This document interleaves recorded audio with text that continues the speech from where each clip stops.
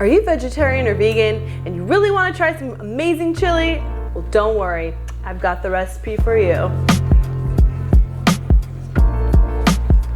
So we've taken our California turkey chili and we've simply just swapped out a few ingredients and made the most epic vegan vegetarian chili out there. I promise you, hands down. When we're making recipes for our vegan and vegetarian friends, we prefer not to use the sort of meat substitutes and the soy products. Instead, we really like to use ingredients that are whole food products. Like we want to use quinoa instead of a turkey alternative. We'd rather just use a whole food like quinoa that's full of protein and a bunch of other wonderful nutrients. And I think the taste really comes across a lot better. So this recipe is awesome. I think that you're really gonna love the richness that the quinoa provides, the thickness, the heartiness. It's just like an all-around amazing vegetarian vegan chili. And a little note, your meat eating friends will love it just as much and they won't even notice. Let's get started making this awesome vegan vegetarian chili. All right, let's heat up this large soup pot or a large sauce pot over medium-high heat. We're gonna add our olive oil and our diced red onion. We're gonna saute the red onion for about 3 to 5 minutes, just until it starts to turn from bright purple to that sort of muted lavender color. All right, the onions are nice and light purple. They've got a little bit of color on them, which is great. We're gonna go ahead and add in our red pepper. We're gonna add in our garlic. Kind of stir that around a little bit. We're gonna sprinkle in our salt. We're also gonna add in our dried spices. So we've got cumin, smoked paprika, chipotle powder, and some nice chili powder here. All right, so you just wanna saute the bell pepper and the dried spices just until it just slightly softens a little bit. And you really wanna get all those dried spices just spread out all over. It's sort of blooming the spices, which just means getting it in the fat and letting it sort of open up and really flavor the whole chili. All right, now we're gonna deglaze our pot with all of our vegetable broth. And then just stir that up really well, making sure to kind of scrape off any of the stuff that's on the sides, the dried spices that might be on the bottom.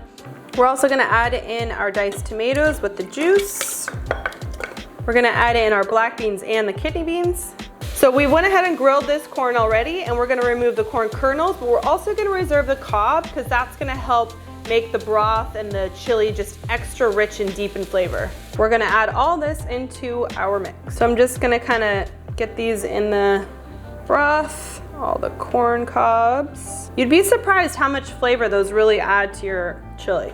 Whenever you're making soups and broths and chilies, just make sure to use the biggest pot you have so you don't, end up like this. So now we just need to get the zest and the juice from both these limes and add that to the chili as well. All right, just kind of stir in that lime juice and zest. We're just waiting for this to come back up to a nice rolling boil, and then we'll lower it to a simmer. All right, now that we're up to a nice rolling boil, we're just gonna lower the heat and simmer it for about an hour.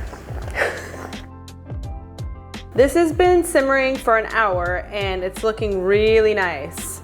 Let's check it out. So you'll notice that there's still quite a bit of liquid in here, and that's totally fine because we're gonna add the quinoa and that's gonna really bring this all together. But first, before we do that, we just need to remove these corn cobs. They have done all the work they're gonna do, and we can just discard these. All right, we're gonna go ahead and just add our cooked quinoa.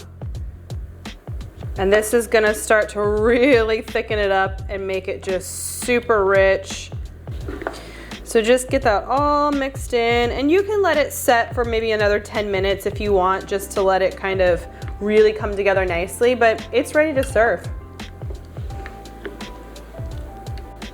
Let's dish it up. Oh, look at how thick it is. It's so nice.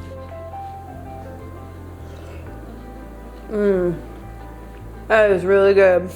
The textures of everything is so good. The beans are like creamy. The corn is kind of like poppy. And the quinoa, oh my gosh. I don't know about you guys, but I love the texture of quinoa in any kind of soup or broth or chili. It's just really, really nice. And it really does give you this sort of meaty texture with all of those other textural vegetables and things like that in here. It's really good. All right, so since we're keeping this completely vegetarian and vegan, the only thing I would add to top this to really enhance it and kind of garnish it up would be a little bit of fresh chopped cilantro, and then maybe just some like green onions. So adding this little bit of fresh greenery on it is gonna just really enhance the flavor. It's gonna add a little bit of a lighter texture, like flavor on top of this sort of heavy chili. It's gonna brighten it up a lot, and it's just really nice. So here it is. This is our California vegan/vegetarian chili. I really hope you give it a try, even if you are not vegan or vegetarian. Meat eaters alike, everybody loves this chili.